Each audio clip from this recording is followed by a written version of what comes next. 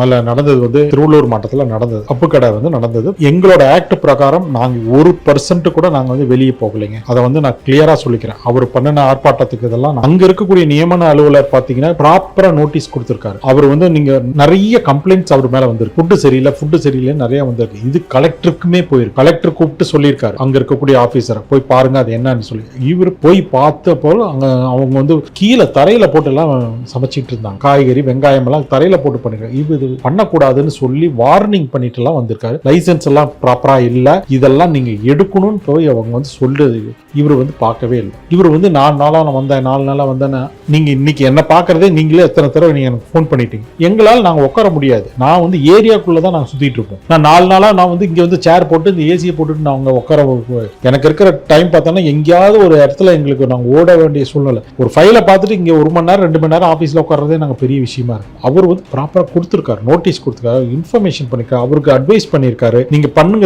அப்படின்னு நல்லா பண்ணுங்கன்னு சொல்லி எதையுமே கேட்கலீங்க அவரு. அப்புறம் ஒரு ஆபீசரா நான் என்னங்க பண்ண முடியும்? ஒரு கண்ணுக்கு முன்னாடி கீழே போட்டு சமைச்சுக்கிட்டு இருக்காங்க.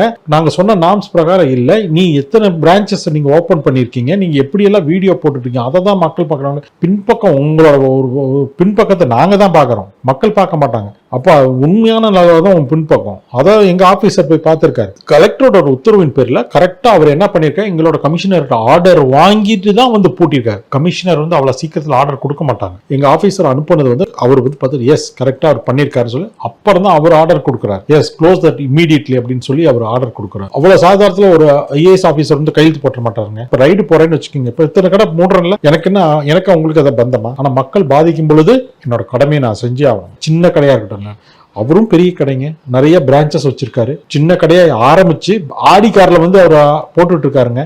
சின்ன கடை கிடையாது, நிறைய பண்ணிட்டு இருக்காரு. புரியுதுங்களா? எங்களுக்கு சின்ன கடையும் அதே தான், ஸ்டார் ஹோட்டலும் எங்களுக்கு அதே தான். பெரிய செயின் ஆஃப் ரெஸ்டாரண்ட் அதெல்லாம் நாங்க பார்க்கவே மாட்டோம். உணவு ஸ்டாண்டர்ட் இல்லையா அவங்களுக்கு என்ஃபோர்ஸ்மெண்ட் நாங்க பண்ணிடுவோம். அதுல எந்த விதமான காம்ப்ரமைஸும் நாங்க போக மாட்டோம். இப்படி க்ளோஸ் செய்யப்பட்ட கடை வந்து திருப்பி திறக்கிறதுக்கு எத்தனை நாள் ஆகும், இல்ல என்ன ப்ரொசீஜர்? ஒரு 15 days நாங்க ஃபர்ஸ்ட் உங்களுக்கு வந்து நோட்டீஸ் கொடுப்போம். ஒரு கடையை நாங்க போய் இன்ஸ்பெக்ட் பண்றோம், அந்த கடையில வந்து ப்ராப்பரா இல்ல, நாங்க 15 days டைம் கொடுத்து இந்த 15 நாளுக்குள்ள நான் சொன்ன அத்தனை காரியமும் நீங்க ரெக்டிஃபை பண்ணிட்டு எங்கிட்ட வந்து காமிங்க, நாங்க வந்து திறந்து விடுறோம்.